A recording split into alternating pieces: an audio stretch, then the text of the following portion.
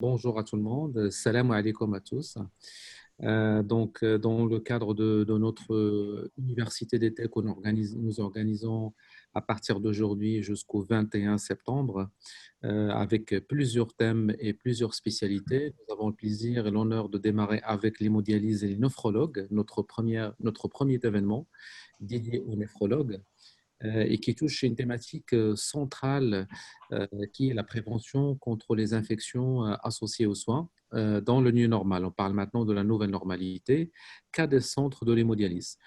Alors, ce premier événement est co-organisé avec nos partenaires de référence, notamment notre partenaire de référence dans le domaine de l'hémodialyse, Baxter, dont nous avons le plaisir de représenter et collaborer avec, donc que je remercie énormément pour son accompagnement pour la mise en place de ce webinaire, ainsi que notre partenaire ici présent aujourd'hui, représenté par son docteur pharmacien, docteur Thierry Rouleau de Oxypharm. Nous avons aussi notre équipe, M. Mohamed Naji, qui est notre représentant commercial des solutions d'Oxypharm pour tout le territoire marocain, qui est ici présent également. Alors, sans tarder, je souhaite présenter brièvement les intervenants. Donc, nous avons ici l'honneur d'avoir Dr Hussein Trissi, qui est directeur des centres d'hémodialyse de Meknès, que tout le monde connaît dans le col, que je suis tenté de dire non, on connaît moins, mais tous les néphrologues du Maroc le connaissent, puisqu'il est président des associations, la SMAV et la NM, et qui est un très ancien militant pour la cause de l'hémodialyse au Maroc depuis très longtemps. Donc, merci beaucoup, Dr Hussein Trissi, pour accepter de co-organiser cela avec nous, avec gentillesse et votre sens du partage. Vous êtes reconnu pour cela, pour le partage scientifique au profit de tous vos confrères et au profit de manière générale de la santé, faire avancer la cause de la santé dans notre cher pays, le Maroc. Alors, ce thème aussi, il est d'actualité parce que nous vivons tous la période Covid, on est toujours en plein Covid-19 avec ce soubresaut, avec tous les changements. L'axe, je dirais, la prévention contre les infections s'est trouvé en première ligne. Avant, il était aussi d'actualité, il était présent, tout le monde s'y intéressait, mais avec le Covid-19 a pris vraiment un regain extrêmement important pendant les derniers mois et je pense qu'il occupera aussi la scène dans le futur proche ou lointain. Merci beaucoup, Dr Hussein Trissi, d'être avec nous. Nous avons aussi le Dr Thierry Rouleau qui a aussi pratiqué par le passé avant de confonder la société, notre partenaire Oxypharm, qui est spécialisé dans les solutions de désinfection aérienne, biodésinfection aérienne. Il aura l'occasion de détailler la technologie et les technologies à autres questions qui seront traitées. Voilà. Donc, sans tarder, je souhaite commencer par juste rapidement parler de Promamec, le partenaire qui représente justement Baxter et Oxypharm dans cet événement. Donc, nous sommes un distributeur multimarque. Nous existons depuis 1981. C'est l'histoire d'une famille, la famille El qui a démarré au début avec le fondateur Abdel El et qui a continué d'une génération à une autre, avec Nofel actuellement qui est aux commandes depuis 2006 de cette société. Je dirais globalement, si je dois définir Provamec, je dirais globalement, il offre en fait en équipe les cliniques et les CHU et les cabinets en équipement médical de A à Z, qu'il soit de l'équipement ou qu'il soit des consommables. Et notre vraiment valeur ajoutée ou ce que nous souhaitons réellement faire, c'est vraiment offrir des services à forte valeur ajoutée pour permettre à vous, professionnels de santé, de mieux soigner vos patients dans les meilleures conditions. Et donc, c'est pour cela que dans Promamec, nous ne représentons pas uniquement, je dirais, des marques, mais ce que nous essayons de faire, c'est de développer vraiment toute activité de formation continue, et j'ose dire de formation continue dans le temps, au profit des médecins, qu'ils soient spécialistes ou non spécialistes, au profit aussi du personnel paramédical, parce que nous croyons beaucoup que si nous souhaitons que les technologies médicales soient accessibles et adoptées, il faudrait effectivement qu'il y ait fort investissement dans la formation continue, pas forcément uniquement dans le produit, mais vraiment dans la formation continue pour mettre à votre disposition les meilleures pratiques internationales en matière de soins et en matière de santé pour mieux soigner vos patients. Et donc, nous croyons beaucoup dans la formation continue et c'est pour cela que dans mon équipe, d'ailleurs, j'ai une division médicale qui regroupe un certain nombre de médecins et de chirurgiens en fond de plusieurs spécialités. Et notre objectif, notre job, ce que nous faisons déjà et ce que nous développons, c'est vraiment la formation continue pour diffuser les bonnes pratiques scientifiques afin de mieux soigner les patients dans les meilleures conditions. Donc, ça, c'est vraiment notre positionnement, un distributeur multimarque à forte valeur ajoutée avec beaucoup de contenu scientifique et beaucoup de formation pour vous et pour vos patients aussi. Donc voilà, c'était juste pour présenter rapidement notre société Promamec. Alors, je démarrais par la première question et j'en profiterai pour laisser Thierry Rouleau parler aussi, dire deux mots d'Oxypharm. Alors, la première question qui nous intéresse dans notre thématique centrale aujourd'hui, c'est, docteur Thierry, j'ai envie de vous poser la question de manière générale et de par votre retour d'expérience internationale, vous êtes présent dans de très nombreux pays dans le monde entier, dans les 4 continents. Quelles sont les principales difficultés pour la prévention contre les infections associées aux soins? Alors, les principales difficultés, d'abord bonjour à tout le monde. Je suis ravi d'être avec vous. Et ça, c'est pas une difficulté, c'est formidable grâce à la vidéo. Et j'espère qu'on va tous passer un moment, en tous les cas, sympathique qui va nous permettre de débattre dans une actualité chaude et brûlante sur la désinfection et sur la façon de se préserver des problèmes de pandémie actuels, en partie tout au moins. Alors, juste un bref appel sur Oxypharm, je suis créé en 2003, qui est d'essence familiale, qui appartient à un groupe complet dans lequel on fabrique du matériel médical et systèmes de désinfection. Oxypharm, aujourd'hui, c'est un développement important. Ça doit tourner peut-être à 30-35 millions d'euros de chiffre d'affaires. C'est une société qui a un développement international avec une centaine de pays. Et évidemment, aujourd'hui, on touche à peu près 80% des pays de la planète, avec parfois des petits moyens et parfois des gros moyens. Vous parliez de la difficulté qu'on rencontre aujourd'hui. C'est clair que ce n'est plus un problème de motivation autant. Dans la période pré-Covid, il y avait un problème de motivation peut-être, de présentation de concepts nouveaux de désinfection comme ceux que l'on produit avec le concept Nocotech. Aujourd'hui, ce n'est plus tellement le cas. Aujourd'hui, il y a une vraie volonté de la part des dirigeants de faire quelque chose. Mais encore faut-il avoir les moyens financiers, les moyens en hommes, les moyens en personnel, et puis ce personnel, encore faut-il qu'il soit formé, comme pour nous, lorsque l'on produit, hein, on a le même problème. Donc, il faut un personnel avec une certaine quantité de personnel, une bonne formation qui est adéquate, avec une connaissance et un respect des protocoles. Et évidemment, avec cette chaîne de qualité, on arrivera à un résultat qui sera d'autant meilleur. C'est le problème en général du monde médical. Et le docteur Tessy va en parler de façon plus pointue, mais c'est essentiellement les hommes qui font le monde. Donc, ce sont les hommes qui font l'hôpital et le résultat. Et évidemment, là, Promamec a une place importante parce que c'est un relais déterminant dans la connaissance et dans l'assistance aux praticiens. Et c'est vrai qu'avoir un produit, c'est bien, avoir un concept, c'est bien, avoir des hommes, c'est bien, mais il faut qu'ils soient au top pour pouvoir prétendre à avoir un service de qualité. Voilà, je pense qu'aujourd'hui, on est dans une période où le ressenti va être important. Et évidemment, on n'est plus dans une phase où les dirigeants s'interrogent sur qui favoriser, l'armée, l'éducation, la sécurité. C'est bien essentiellement la santé aujourd'hui. Et il y a effectivement beaucoup de choses à faire et beaucoup de progrès à réaliser. Très bien. Merci beaucoup, docteur Thierry. Donc, docteur Tracy, là, on va aller directement vers le cœur du sujet pour l'hémodialyse. Et je commencerai par une première question. Pour la spécialité de l'hémodialyse, quelle est l'offre de soins pour les insuffisants rénaux au Maroc aujourd'hui? C'est d'abord mon tour de remercier les sociétés Promamec et Baxter parce que c'est des véritables partenaires qui ont toujours été à nos côtés pour le développement d'informations continues et développement également des systèmes de dialyse au Maroc.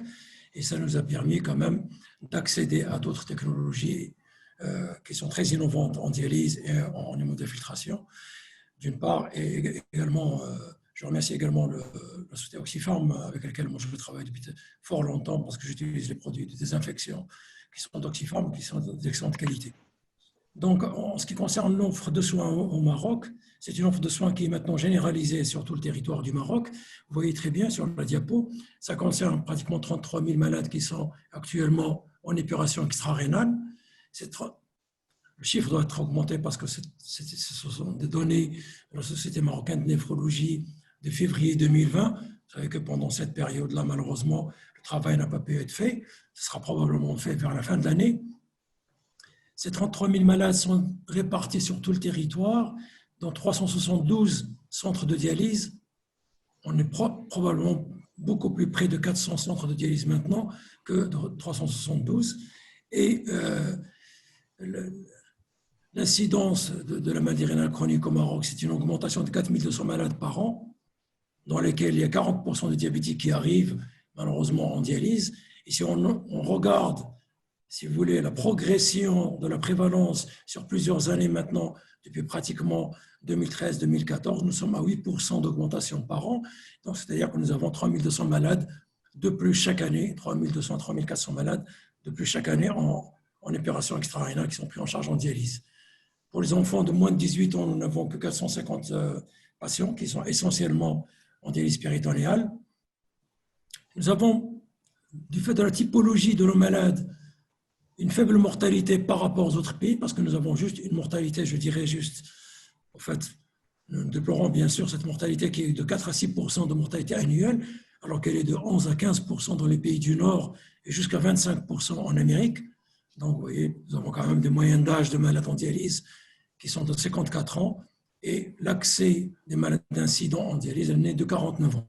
Donc, nous avons vraiment une population très, très jeune. Il y a pratiquement 20 ans d'écart entre nos malades dialysés au Maroc et les malades dialysés en Europe et pratiquement 26-27 ans entre les malades marocains, les Américains et les Japonais. En ce qui concerne le diabète, vous voyez bien que l'incidence est très importante, mais les prévalents restent quand même le tiers de nos malades. Le tiers de nos malades sont des malades prévalents. C'est extrêmement important quand on va parler du risque infectieux, parce que ce sont quand même les malades qui se défendent le moins bien et qui ont un risque élevé. La prévalence également d'une autre infection très connue en dialyse qui est l'hépatite C, alors qu'on était entre 10 et 29% entre les années 80, 90 et jusqu'en 2010. Actuellement, nous n'avons qu'une PCR positive pour 3% de nos malades, donc ce qui est dans les normes internationales actuellement. Je pense que voilà les données que nous avons actuellement et que je partage avec vous. Merci beaucoup, docteur Tracy. Donc, par rapport à, je reviens au docteur Thierry, toujours dans le volet infection, prévention contre les infections, qu'on représente, je dirais, globalement dans le modèle de prévention contre les infections associées aux soins, nous avons ce qu'on appelle le modèle EDHP. Enfin, on peut le représenter par le EDHP. C'est tout ce qui est facteurs environnementaux liés à l'environnement, tout ce qui est facteurs liés aux dispositifs médicaux, tout ce qui est facteurs liés aux hôtes, qu'ils soient un virus ou bactéries. Et P, c'est les fameuses infections transportées, véhiculées par le personnel médical. Alors, sur cette question, justement, qu'on représente les infections maniportées dans l'ensemble des infections associées aux soins?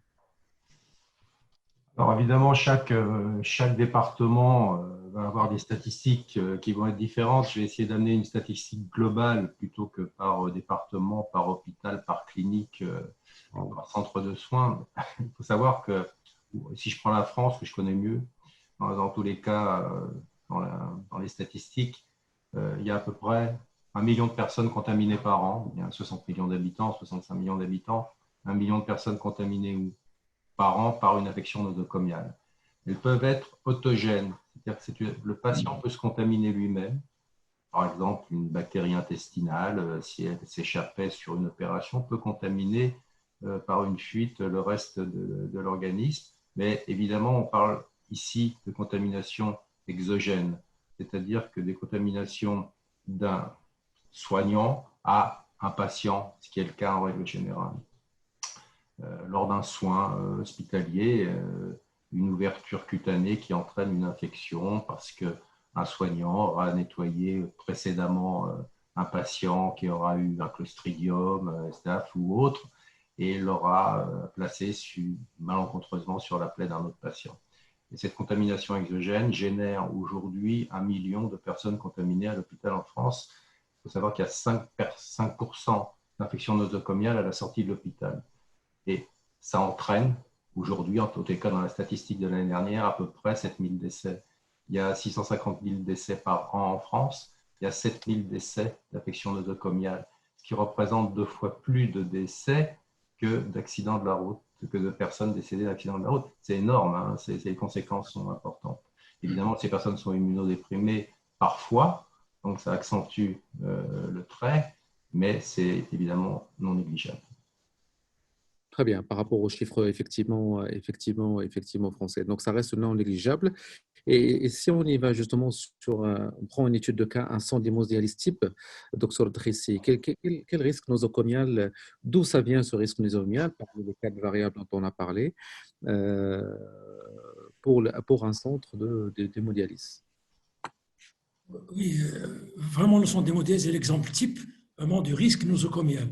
Parce qu'au fait, le sang d'hémodialyse, c'est un endroit où il y a beaucoup de malades, il y a beaucoup d'interventions, des gestes invasifs, en fait, tout le temps. J'entends, oui, je ne sais pas si vous m'entendez bien. On vous entend très bien, docteur. Donc, si vous voulez, il y a un risque important parce que c'est un endroit clos où il y a énormément de gestes invasifs tous les jours de la part des soignants, etc. Et ce risque est partagé justement entre le risque professionnel dû aux accidents d'exposition au sang et également du malade qui, lui, risque énormément d'infections. Et vous voyez un petit peu, pour vous donner un exemple, dans un centre de dialyse, la première cause de mortalité, c'est les maladies cardiovasculaires, dont 50% de nos décès sont dus à des maladies cardiovasculaires. Et la deuxième cause de mortalité, qui est pour un tiers pratiquement, est l'infection. Vous voyez qu'on a 100 fois plus de pneumopathie, par exemple, par rapport à la population générale. Et plus d'ailleurs, la tranche d'âge est élevée, puisqu'on a de pneumopathie. Ces pneumopathies sont très, très sévères, de 65 ans. Elles arrivent à un maximum de 60, les malades qui ont 74 ans. Et vous voyez que pratiquement dans 7 années de service de dialyse, nous pouvons avoir jusqu'à 7 à 20% d'endocardite. Et tous les néphrologues connaissent le problème de l'endocardite à staph en général, parfois à strepto, dû au fait que nous avons un accès direct à la circulation générale, soit par la ponction de la fistule qui elle-même est un vaisseau à haut débit, soit par malheureusement les cathéters temporaires ou les cathéters centraux permanents qu'on utilise également dans beaucoup de cas. Chez nous, c'est encore que 4%, je dirais que 4%, alors qu'en Europe, ça peut aller jusqu'à 25% des malades qui sont dialysés sur cathéter. Donc, sur 7 ans de dialyse, il y a quand même pratiquement un malade sur 5 qui pourrait faire une endocardite. L'endocardite peut également être due à d'autres germes, en général des entérocoques, etc.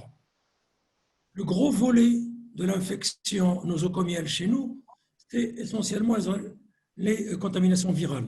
Et ces contaminations virales, nous avons vu au fait des vagues successives. Je me rappelle à la fin des années 70 et des années 80, début des années 80, c'était l'hépatite B. Pratiquement un tiers de nos malades avaient l'hépatite B. Et nous transmettions l'hépatite B à tout le monde, à nous-mêmes, aux malades, etc. Ce n'était pas encore très bien connu. Dans les années 80, on commençait à parler de l'hépatite non A, non B. On transfusait les gens énormément et on avait une hépatite qu'on ne connaissait pas encore, qu'on va appeler l'hépatite C par la suite, qui avait contaminé pratiquement également entre le tiers et 60% de nos malades. Nous avons également tous ces virus de la transfusion sanguine. Nous avons également les infections par les herpès virus, en général le CMV, etc. À la fin des années 80, nous avons vu apparaître dans certaines zones cette vague d'HIV qui est arrivée dans les années 80 a pu contaminer. Nous avons bien sûr vu également toutes les pandémies de corona et en général, ça ne commence pas depuis le Covid-19. Par contre, nous avons vu donc des infections par le corona, par le MERS, et qui est encore décrit malheureusement dans les pays, par exemple du Moyen-Orient, qui a tué énormément de malades, qui a pu avoir une mortalité très importante jusqu'à 80%. Et nous avons également, et de façon très importante, la tuberculose. La tuberculose est 7 à 12 fois supérieure chez nos malades par rapport aux malades, je dirais à la population générale. Cette tuberculose, elle peut atteindre n'importe quoi, c'est-à-dire l'os, le cœur, les synovites, le péritoine, etc. Et elle est très difficile à diagnostiquer. Et il y a là des recommandations très spéciales pour les malades insuffisants rénaux. Donc, ce risque nosocomial qui existe chez nous est dû à plusieurs choses. D'abord, du côté du malade, nous avons cet accès, comme je l'ai dit, aux vaisseaux de très grande taille, parce que la fissure artério-veineuse débute à 1 litre, 1,5 litre, c'est comme un vaisseau central, et nous avons directement donc accès à la circulation centrale. Donc, la peau de nos malades était fragile, très fragile, et contient elle-même parfois une flore bactériologique et microbienne très importante. Il y a parfois, dans certains systèmes, pas chez nous, la réutilisation du rein artificiel qui était une cause elle-même d'infection. Et bien sûr, il y a l'eau que nous utilisons pour dialyser nos malades, je vais en parler par la suite, qui est vraiment le cœur du système et qui, elle, peut être source d'infection et d'inflammation chronique tout le temps.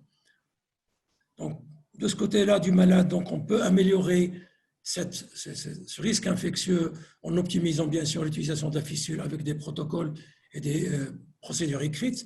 On peut également, dans certains cas, parce qu'on sait très bien que pratiquement de 30 à 70% de nos malades portent du staph doré au niveau nasal en mettant de la mupirocine au niveau nasal, et ça a été prouvé. Il faut bien sûr utiliser du matériel à usage unique et il faut également utiliser une eau ultra pure. Bien sûr, en aval, on peut très bien moduler donc cette réponse du malade aux différents virus dont je viens de parler et aux différentes bactéries par la vaccination. Donc, nous avons appris maintenant à vacciner tous nos malades contre l'hépatite B, contre la tuberculose bien sûr, et également contre les autres virus, en général l'influenza, tous les ans, et le pneumocoque chez certains de nos malades. De l'autre côté, nous avons une flore bactériologique qui est chez nous, dans nos propres centres, qui est très virulente. Du fait, bien sûr, de l'existence de résistance, etc., et de la multiplication de ces gènes. Il y a également des endroits sur nos machines, sur nos structures, où il y a une stase de microbiologique et virologique, qui viennent s'insérer là, qui sont très difficiles à éradiquer. Il y a ce qu'on appelle le biofilm qui va être dans nos tuyaux, qui va relarguer soit des liposaccharides, soit parfois des bactéries vivantes dans la circulation générale et infecter le malade. Et pour cela, donc, il faut vraiment prendre des précautions, des mesures préventives pour éviter tout cela. Et on en parlera par la suite. Associé à cela, nos malades ont une très mauvaise réponse immunitaire. Ça peut les sauver parfois, comme parfois dans le Covid, parce que nous avons des troubles de la fonction lymphocytaire, nous avons des troubles de la réponse humorale, etc. Et donc, il y a moins de réactions immunitaires chez le malade dialysé qui est immunodéprimé, chez le sujet normal, ce qui peut bien sûr favoriser également l'infection. Donc, tous ces facteurs-là, avec la promiscuité, avec ce qu'on a comme font que nos malades font des accidents d'exposition au sang, comme notre personnel, et s'infectent de façon continue, soit par un virus, soit par des bactéries assez résistantes parfois. Et je pense que, on parlera par la suite, je parle des points de contamination pour être beaucoup plus... je laisse la parole à Thierry, peut-être si vous avez quelque chose à dire. On va revenir sur les points de contamination, on va rentrer dans le détail justement dans une autre question. Alors c'est très intéressant effectivement d'avoir fait un zoom sur le centre d'hémodialyse et notamment l'ensemble des facteurs de risque qui paraissaient simples, mais qui sont beaucoup plus complexes dans le cas des patients qui ont une insuffisance rénale. Donc là, effectivement, les recherches qui ont été faites par Oxypharm, les recherches cliniques pour la mise en place du procédé industriel Nocotec. Docteur Thierry, est-ce que vous pouvez nous parler justement de l'innovation que vous avez proposée pour justement prévenir contre les infections nosocomiales? Donc, on parle infection associée aux soins, c'est plutôt ça le terme qui est le plus approprié. Vous m'avez parlé l'autre fois de la biodésinfection automatisée des surfaces par voie aérienne à base de peroxyde d'hydrogène. Donc, pouviez-vous nous parler davantage de ce procédé et pourquoi est-il efficace et comment peut-il aider justement un centre d'hémodialyse dans le cadre de sa politique de prévention contre les infections? C'est notre cheval de bataille, hein, le concept Nocotec, utilisant le Nocolise et le Nocospray. C'est vraiment pour nous le centre, le cœur de Oxypharm. On a commencé ce concept en 2003, c'est-à-dire qu'on a travaillé tout de suite sur le peroxyde d'hydrogène, qui pour nous était un produit extraordinaire. Il faut savoir que le principal désinfectant est un oxydant. en règle générale, ça peut être de l'ozone, ça peut être des tas d'autres produits, mais si on veut avoir une activité extrêmement intéressante sur les surfaces bactériennes, sur les enveloppements viraux ou sur d'autres germes fongiques ou autres, on va avoir recours à l'oxydation, c'est encore un des meilleurs procédés. On peut l'obtenir par des halogènes, le chlore, mais nous, on a décidé de partir sur le peroxyde. Le peroxyde à l'état liquide est un très bon désinfectant, mais c'est malheureusement un corrodant important. Donc, on va transformer ce liquide en gaz à travers une machine qui est le Nocospray, et on va le rendre gazeux. Et là, sous forme gazeuse, il perd ses propriétés de corrosion, il garde ses propriétés de désinfection, et son spectre extrêmement large, il va aller sur 100% des surfaces qui sont présentes dans la pièce. Ça peut être une chaise, ça peut être un bureau, ça peut être le dessous d'un bureau, ça peut être un plafond, c'est plein de choses. En fait, globalement, avec ce concept, vous avez un gaz actif à base de peroxyde d'hydrogène qui va pouvoir se dégrader le démarrage de la dégradation va être quasi immédiat, il va se transformer ensuite, après action sur les germes, en eau et en oxygène. Et donc, c'est un produit qui ne laisse pas de résidus, donc c'est un produit qui ne permettra pas d'obtenir de résistance de germes. Ça, c'est vraiment extrêmement important parce que faire de la désinfection, c'est bien, mais pouvoir aller partout avec un système automatisé hors présence humaine et pouvoir atteindre 100% des surfaces, c'était absolument fondamental. Alors évidemment, c'est important en bloc opératoire, c'est important aujourd'hui partout en agroalimentaire, dans l'industrie pharmaceutique, on travaille avec de nombreux milieux, mais dans un centre de dialyse, on doit atteindre toutes les petites anfractuosités de tous les systèmes qui sont utilisés pour pouvoir traiter les patients. C'est évidemment extrêmement déterminant et c'est un produit qui aujourd'hui, je dirais, est connu, reconnu, et nous permet d'atteindre des spécificités très importantes, y compris dans des centres de cardiologie, y compris dans des centres de traitement de dialyse, et y compris dans tous les gros centres de production de produits pharmaceutiques. Bien. Merci beaucoup, Dr Thierry, effectivement, pour cette explication assez du procédé industriel. Donc, on revient au docteur Tracy sur le dernier point sur lequel vous souhaitez vous détailler justement l'explication, c'est les points importants de contamination dans l'achat de traitement. Et à quel niveau se situe le maximum de risque, justement? Oui, le risque de contamination chez nous, il est à 3 niveaux essentiels. Si j'arrive à faire passer ma diapo, je vous montrerai à quel endroit. Je vais arrêter, je vais recommencer. En fait, nous avons donc 3 niveaux de contamination. Le premier niveau qui est très important, c'est le cœur du système, ce que j'appelle le cœur du système, c'est-à-dire là où il y a le traitement de l'eau. Nous produisons de l'eau. Excusez-moi, j'ai un souci avec ça. J'espère que voilà. Pas grave. Je vais remettre donc. Vous savez, il y a 3 endroits essentiels pour la contamination. Il y a d'abord le système de traitement de l'eau. Nous avons donc une station de traitement de l'eau qui est, elle, le corps du système, qui produit cette eau qui sera mélangée donc avec le dialysat pour aller vers le. Voilà. Donc, pour aller dans la machine de dialyse et permettre donc de faire une séance de dialyse. Et cette structure de traitement de l'eau, elle constitue une zone de stagnation parfois de l'eau, qui est une eau qui est déjà pure, qui n'est pas chlorée, etc., qui va constituer elle-même une base de contamination, qui va se contaminer et transmettre la contamination aux malades. Et cette contamination, elle est...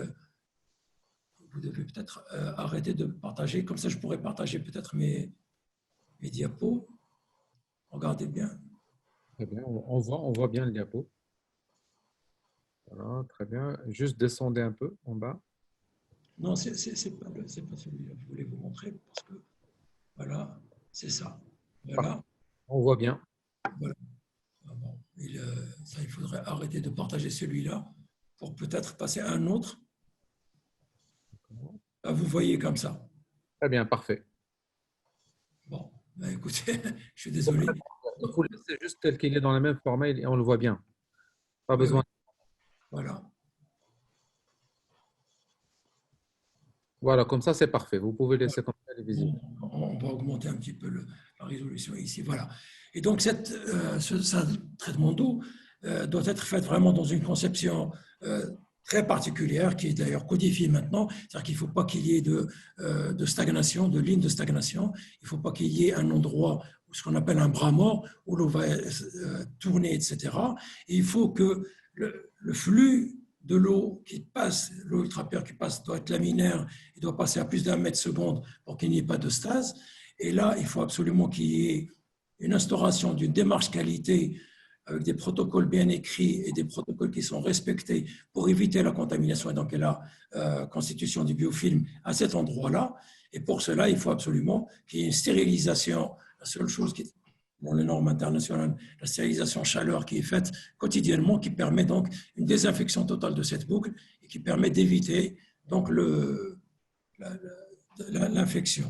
Le deuxième point essentiel, c'est le générateur lui-même. Vous savez que le malade arrive en dialyse et il est dialysé 3 fois par semaine, donc il est un générateur. Et dans ce générateur-là, il y a plusieurs points de contamination. Il y a d'abord le dialysat, c'est-à-dire cette eau qu'on va échanger contre le plasma humain.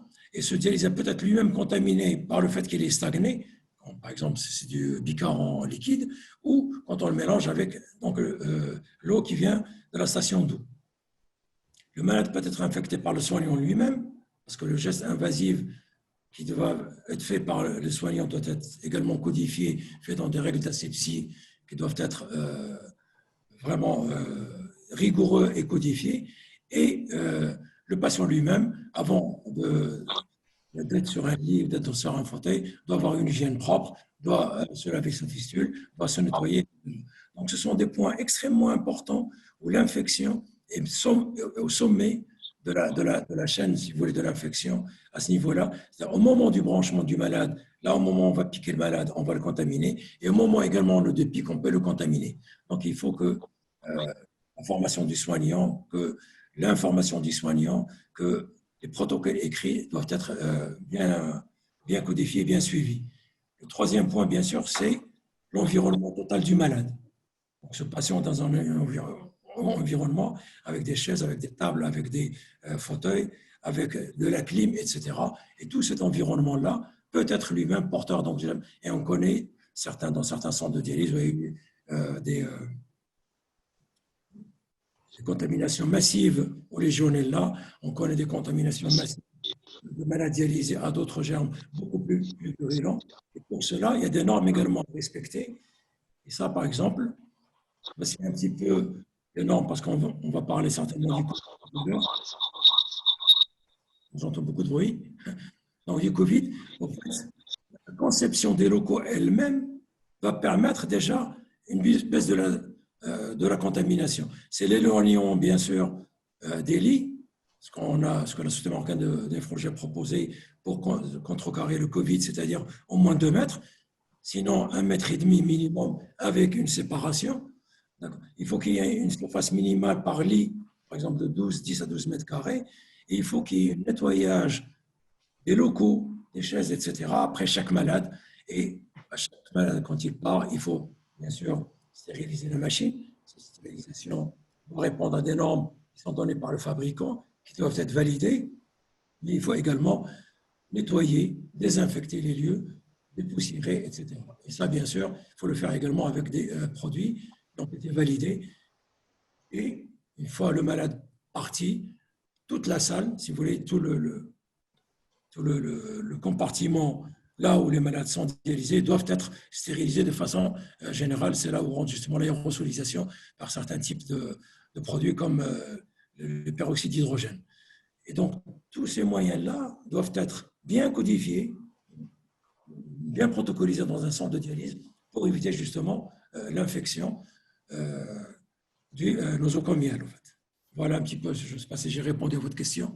Voilà, justement, ça m'a donné vraiment envie de poser une question, c'est que sur ces normes, c'est des bonnes pratiques en fait, que la Société marocaine de néphrologie a mis en place, ou est-ce que c'est des normes qui se reposent sur des spécifications internationales? En fait, c'est des bonnes pratiques, en fait, docteur Tracy, c'est ça, c'est votre retour d'expérience.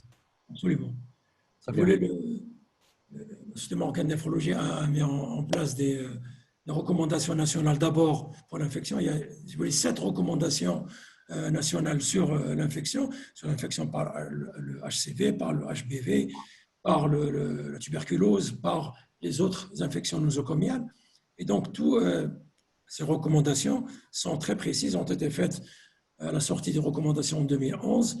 Et là, pour le Covid, on a sorti également à 2 reprises des recommandations nationales pour montrer qu'est-ce qu'il faut faire. D'abord, je vous ai dit, dans la distanciation au niveau des centres de dialyse et dans la gestion des séances de dialyse elles-mêmes, mais également, vous voyez ici, dans le nettoyage et désinfection du centre, comment il faut faire, comment nettoyer le centre, etc. Et qu'est-ce qu'il faut faire comme désinfection, c'est-à-dire une désinfection quotidienne des lieux, des locaux, etc. Qu'il y ait des cas Covid positifs ou pas, et de créer si vous voulez, un circuit Covid positif pour les malades qui seraient suspects ou positifs. Et ça permet de les mettre, si vous voulez, en isolement avec toutes les précautions nécessaires qu'on connaît. Et ça a été, bien sûr, très bien spécifié dans le document de la SMN. D'abord celui du mois de mars, puis celui du mois d'août. Très bien. Et donc, allez-y. Donc justement, c'est toujours dans la question des recommandations nationales sur le sujet. Est-ce que, au fait, vous pouvez détailler un peu plus ces recommandations nationales par rapport au sujet de prévention contre les infections dans un centre de dialyse? Alors, les infections, donc, je vous dis, il y a eu plusieurs recommandations. La recommandation contre la HCV, c'est-à-dire en disant que le malade qui a l'hépatite C, par exemple, ou HIV, etc.,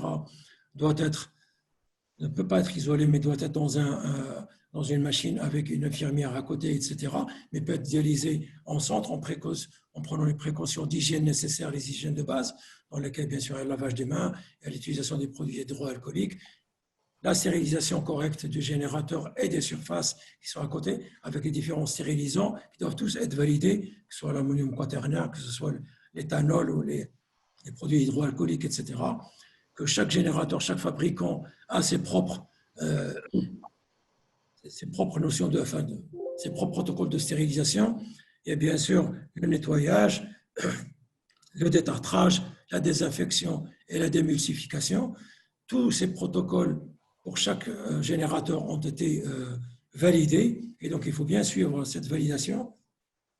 Nous avons une recommandation pour l'hépatite B, où il est recommandé d'isoler les malades qui ont l'hépatite B dans un box à part, dans une chambre à part, avec une machine dédiée et un personnel dédié.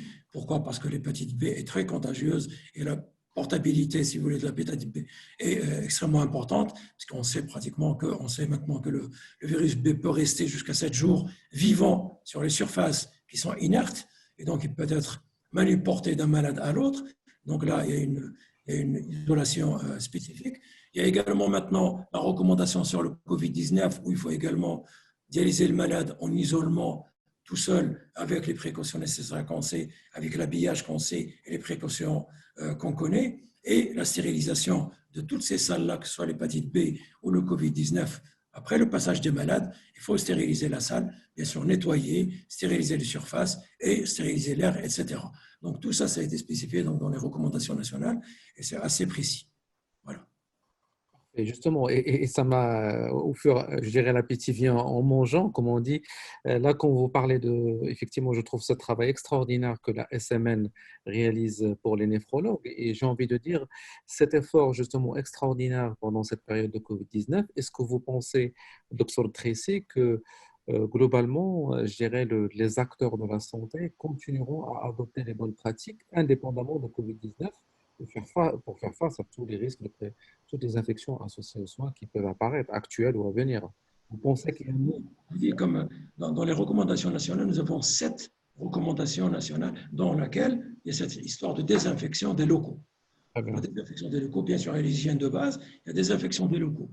Et c'est ce que nous faisons, nous, par exemple, dans nos structures, c'est-à-dire nous désinfectons tous les jours, après le passage des malades, par aérosolisation, toute la structure, après le nettoyage, etc.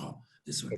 Donc cette désinfection quotidienne, elle est pour la salle de traitement d'eau, elle est pour les générateurs et les surfaces, et également pour les locaux. Donc il faut qu'il y ait une désinfection. Et j'espère justement que la pandémie actuelle a mis en œuvre, en pratique, si vous voulez, certaines pratiques qui n'étaient pas faites. Entre donc ces pratiques d'hygiène qui sont extrêmement importantes, qui montrent d'ailleurs que quand on les utilise correctement et selon des protocoles bien écrits et bien établis, nous évitons tout problème. Et donc, la stérilisation des on fait une première session, on arrête la session, on nettoie, on stérilise la salle et on reprend une deuxième session. Et à la fin de la session, on stérilise les malades. Et à la fin de la soirée, si vous voulez, au départ de tous les malades, de tout le personnel, on stérilise l'air par aérosolisation, etc. Ce qui permet d'éliminer dans tous les coins et recoins des salles de dialyse tout ce qui peut rester. Je vous dis tout à l'heure, il y a eu des cris, des épidémies de légionellose terrifiant dans certains centres de dialyse du fait juste de l'eau contaminée, etc. Et je pense qu'on se rappelle tous des certains centres du sud de la France qui ont été fermés à cause de l'hépatite C, parce que justement, les protocoles n'étaient pas pratiqués de façon très rigoureuse, je dirais. Il y avait plusieurs infections, etc. Donc, ces protocoles que nous avons mis en œuvre, qui sont déjà dans les recommandations nationales de 2011 et qui maintenant existent sous une autre forme pour le Covid, seront une très très bonne plateforme, si vous voulez, de travail pour tout le monde pour essayer justement d'éviter ces infections nosocomiales. Je pense que ce sera un très bon entraînement, je dirais, entre guillemets, pour la suite.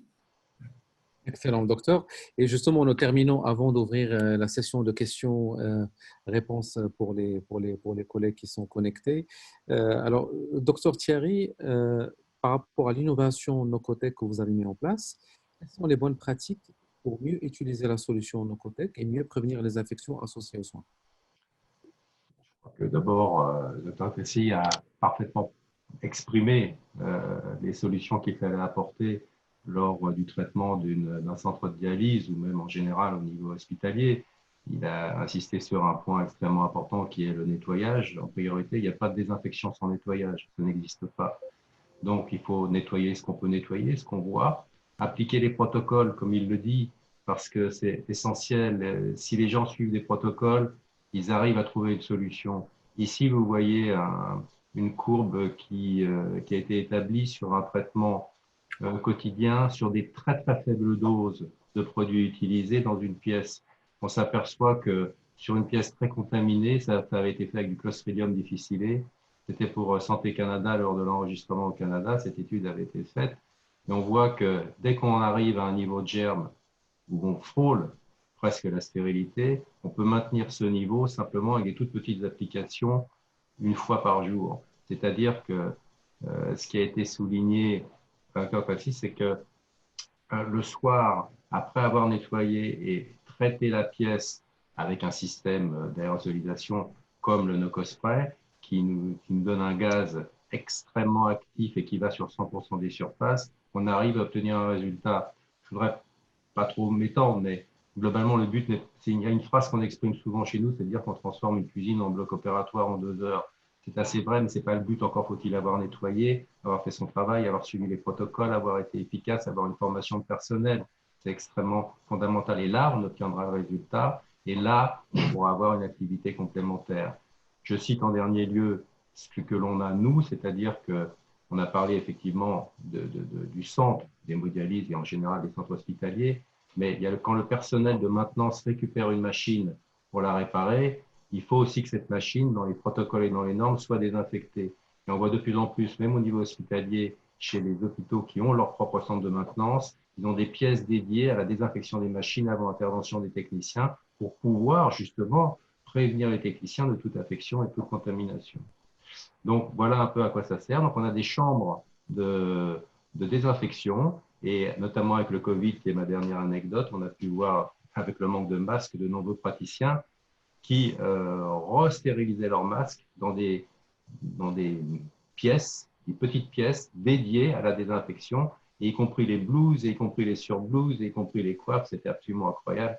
On a vu ça aux États-Unis, on a vu ça au Canada, on a vu ça en France, on a vu ça dans beaucoup d'endroits et on a beaucoup appris à travers ça.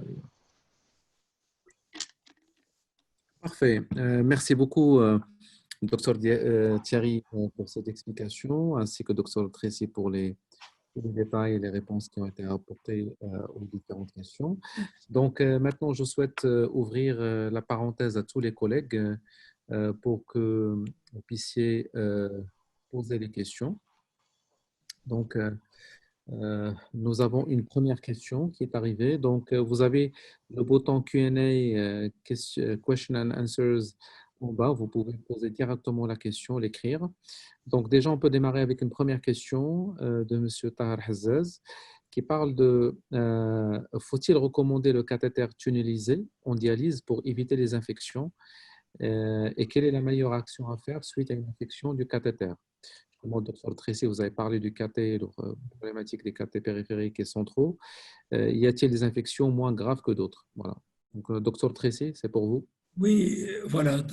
Écoutez, c'est une excellente question parce que c'est un problème quotidien du néphrologue. Bien sûr, il ne faut surtout pas mettre de cathéter. On ne met que des cathéters à la main forcée. Si vous voulez, si je vous donne l'exemple, il y a 1% d'infection sur une fistule native, parce que la peau, en fait, est une barrière importante à l'accession aux germes, contrairement au cathéter. Un cathéter temporaire, c'est du 35% plus d'infection qu'une fistule native, et un cathéter tunnelisé, c'est entre 12 et 15%, c'est 13% de plus, si vous voulez, de 13 fois plus qu'une fistule. Donc, il ne faut surtout pas mettre de cathéter. Et heureusement pour nous, justement au Maroc, nous n'avons que 4% des malades dialysés en chronique qui ont des cathéters tunnelisés, ce qui est très peu par rapport aux États-Unis où il y a 46% par exemple de cathéters tunnelisés, vu la morphologie des gens, vu en fait, je dirais la culture de la dialyse qui n'est pas la même. Et donc, il vaut mieux ne pas mettre de cathéter. On ne met que des cathéters que si on est dans l'indication de le mettre. Maintenant, pour l'infection sur cathéter, c'est une infection d'abord grave. D'accord? Ça peut être juste une bactériémie banale et à ce moment-là, on peut traiter. Ça peut être une infection avec une septicémie, c'est-à-dire avec une greffe bactériologique sur un organe, etc. Et là, soit c'est un cathéter qui est temporaire, et là, il faut l'enlever et le changer, soit c'est un cathéter qui est tunnelisé, et là, il y a quand même deux temps. C'est-à-dire on peut traiter l'infection en ayant fait les prélèvements, en regardant s'il y a oui ou non une tunnelite, etc.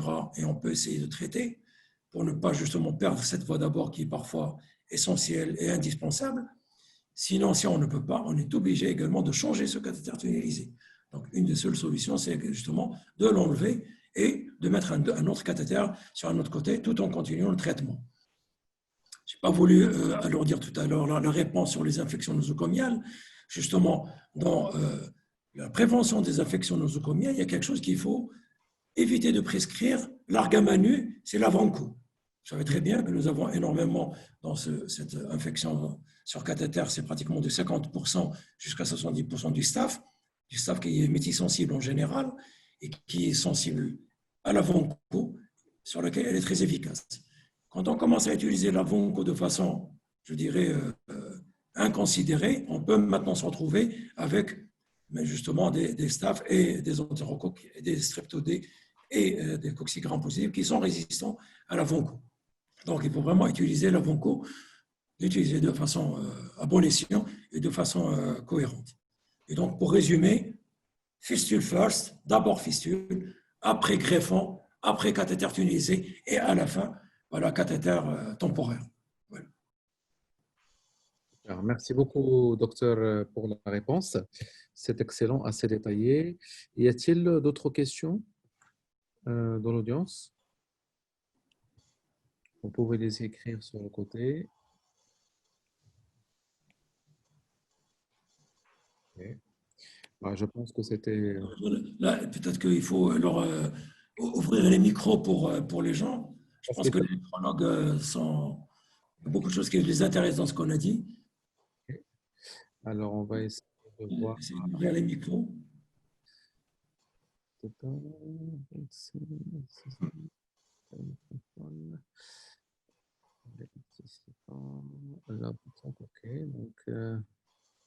voilà. Donc on a Mohamed Listri.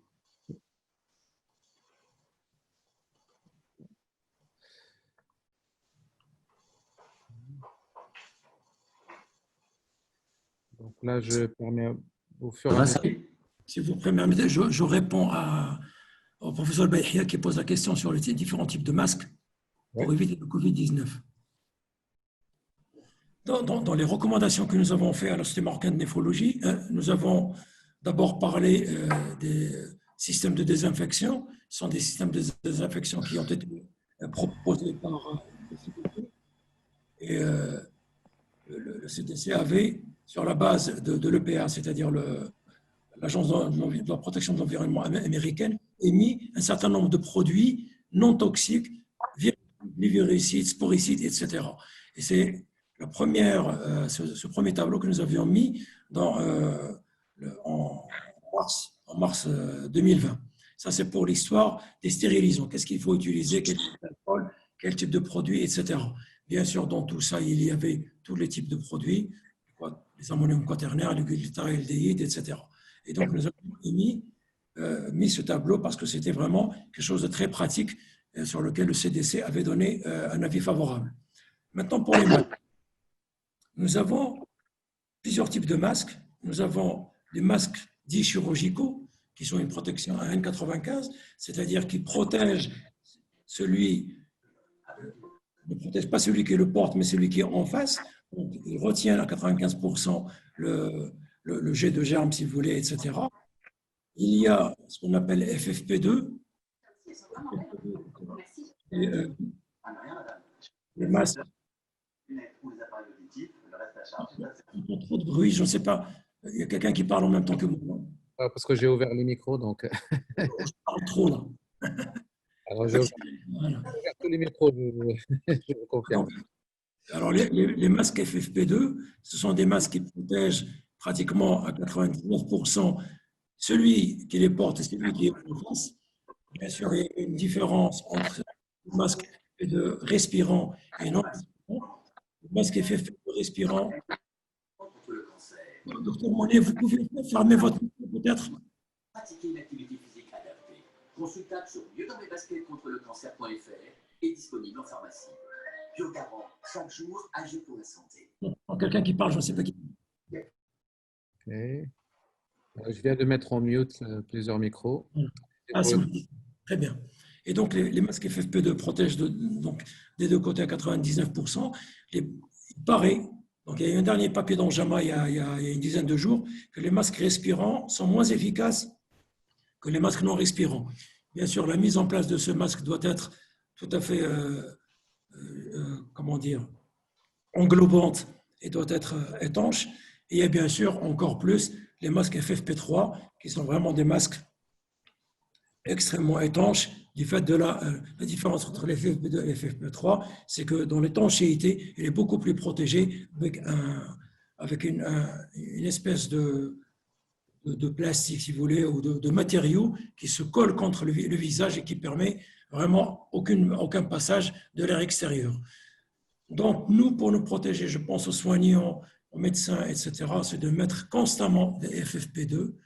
Pour vous malades, il faut leur mettre des masques chirurgicaux, des N95, pour éviter qu'eux transmettent donc en salle de dialyse ou pendant leur transport aux autres qui sont avec eux. Par contre, pour les soignants, comme on est et contaminant et contaminable, donc il faut absolument avoir des masques au moins FFP2. Sinon, FFP3, pour ceux qui, c'est très difficile à mettre les FFP3. Nous les mettons, nous, dans la zone Covid, mais c'est très difficile à mettre pendant plusieurs heures, alors que le FFP2, on arrive à les mettre pendant 12 heures d'affilée dans la journée sans souci. Sans souci. J'ai répondu à ta question. Je ne sais pas si tu as autre chose. C'est Rabia Baïhia. Oui, je pense que c'est très bien. D'autres questions? Vous avez la possibilité de unmuter votre micro et poser la question. Je ne sais pas si vous m'entendez. Oui, on vous entend, oui. Oui. Non, c'est juste un commentaire que je voulais faire concernant les infections générales dans les centres d'hémodialyse. Parce qu'il y a deux aspects. Il y a le premier aspect qui est évoqué par le Dr Tracy, qui est la spécificité de la technique, mais aussi des malades. Mais il y a aussi un autre aspect qui est le lien qui puisse exister, qui est établi maintenant entre les infections et les maladies cardiovasculaires. Et je prends comme exemple l'infection par le CMV.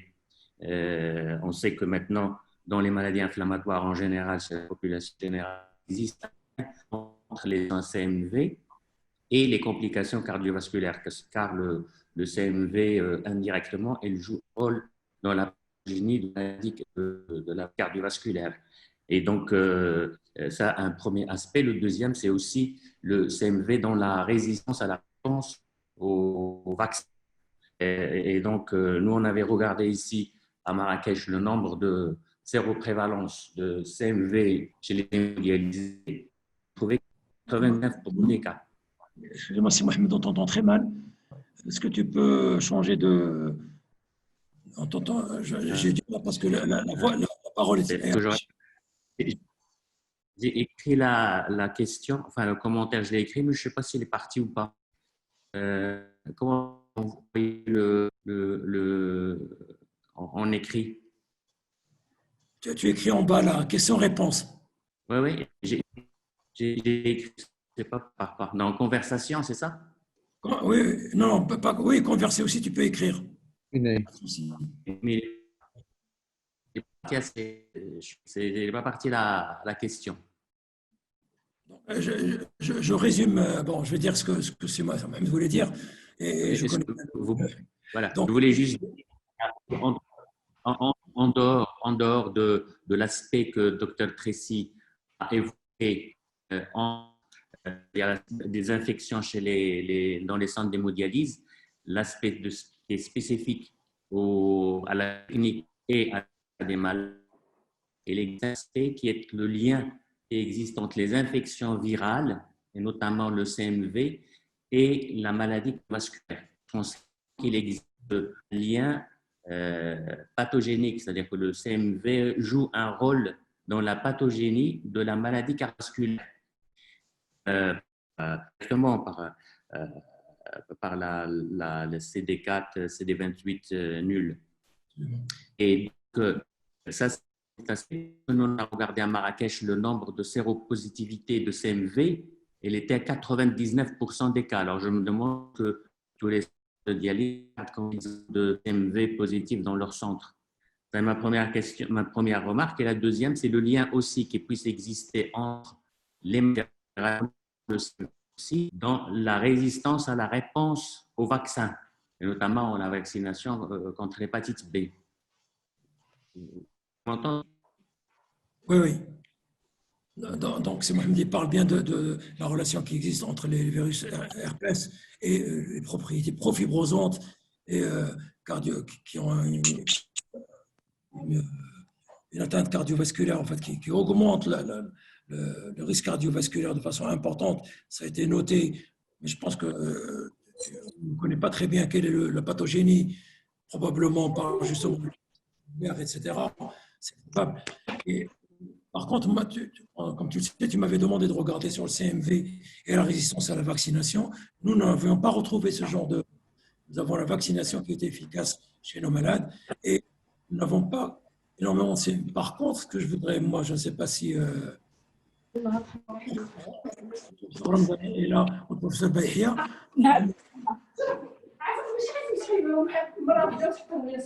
لا هذا ولا مش أول مرة هذه.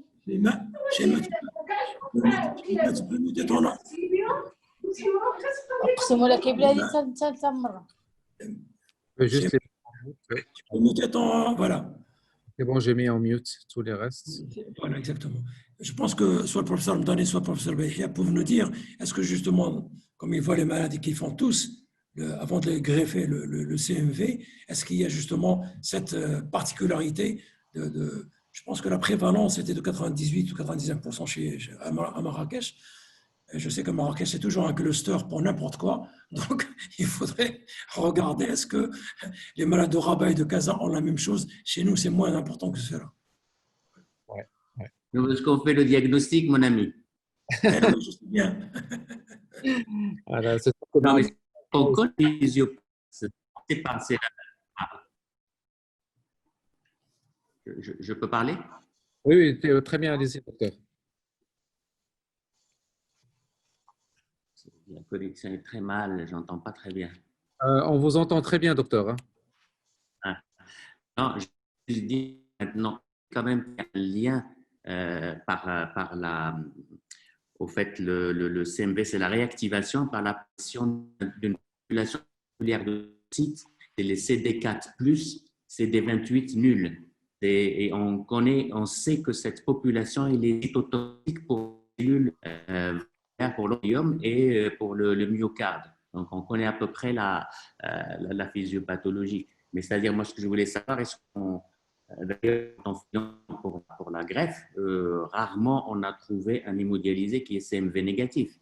Je pense que ça doit être quelque chose qui ressemble notre séropositivité. C'est-à-dire, je crois que pratiquement les pourcentages de séropositivité doivent être. Je ne sais pas, vous demandez, mais il y a peut-être.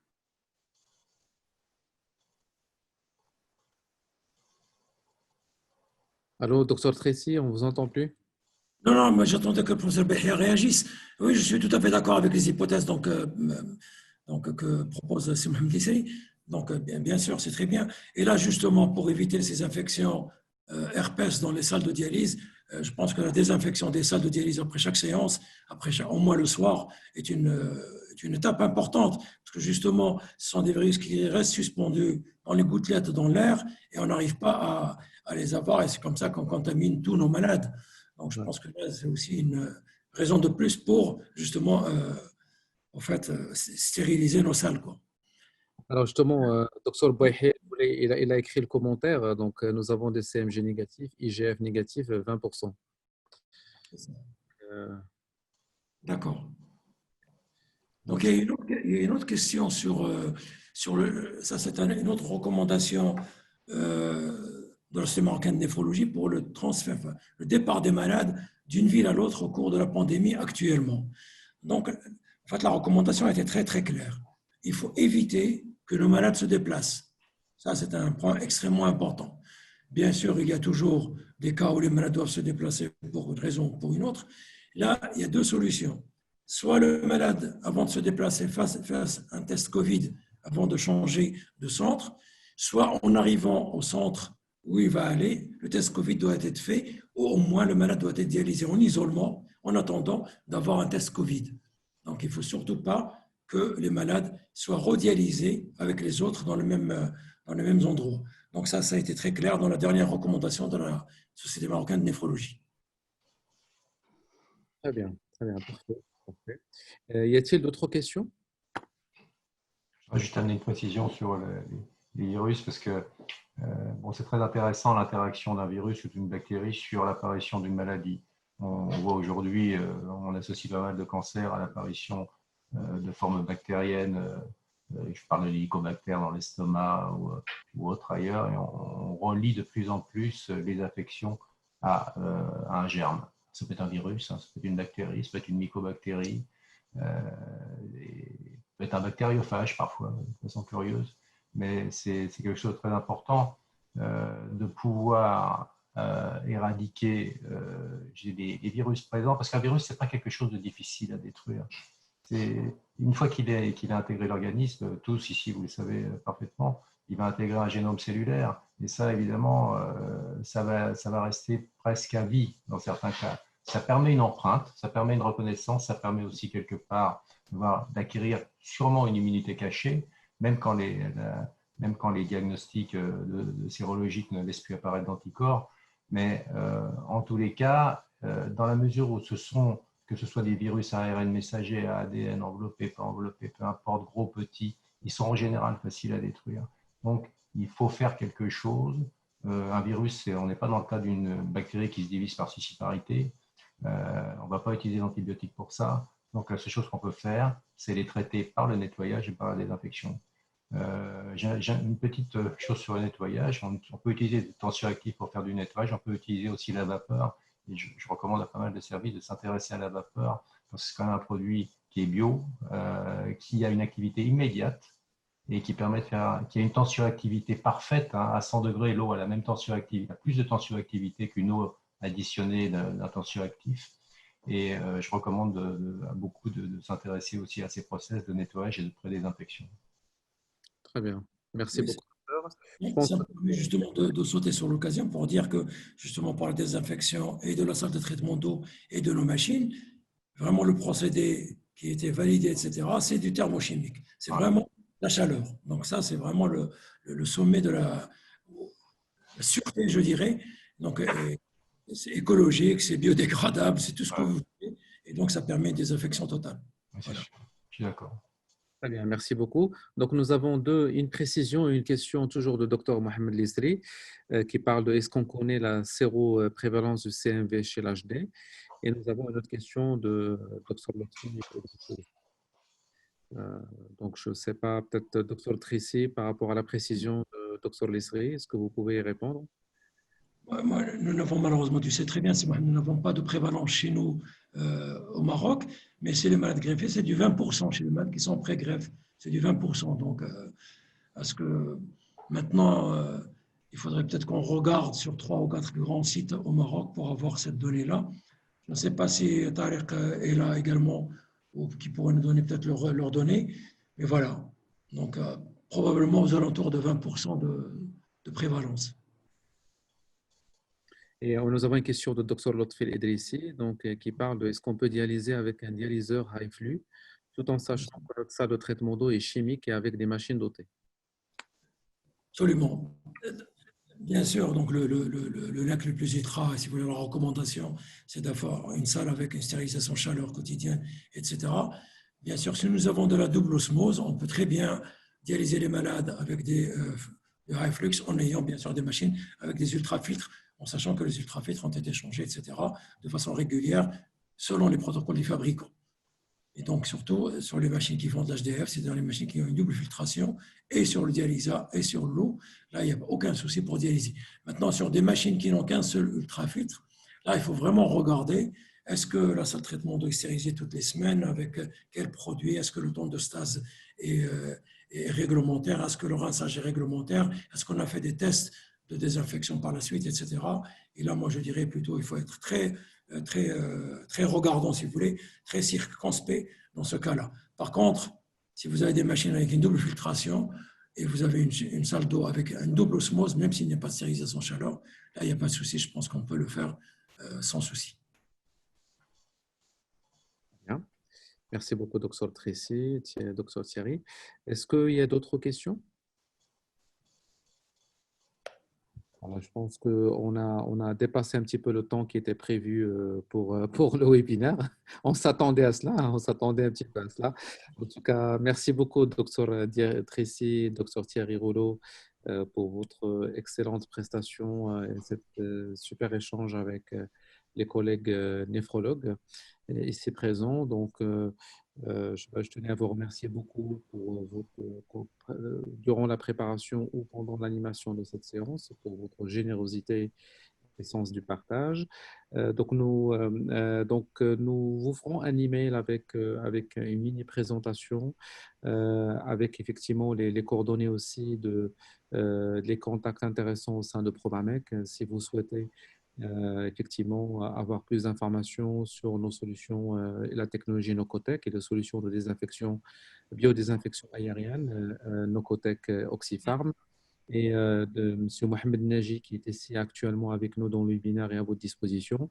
Je tenais à remercier beaucoup Baxter et au travers eux le directeur commercial, M. Amin Qaderi, qui est ici présent pendant le webinaire, pour l'excellent sens du partenariat que nous avons, que Provamec a avec Baxter, qui a permis cela, entre autres projets, effectivement, dont on a le plaisir de réaliser avec Baxter.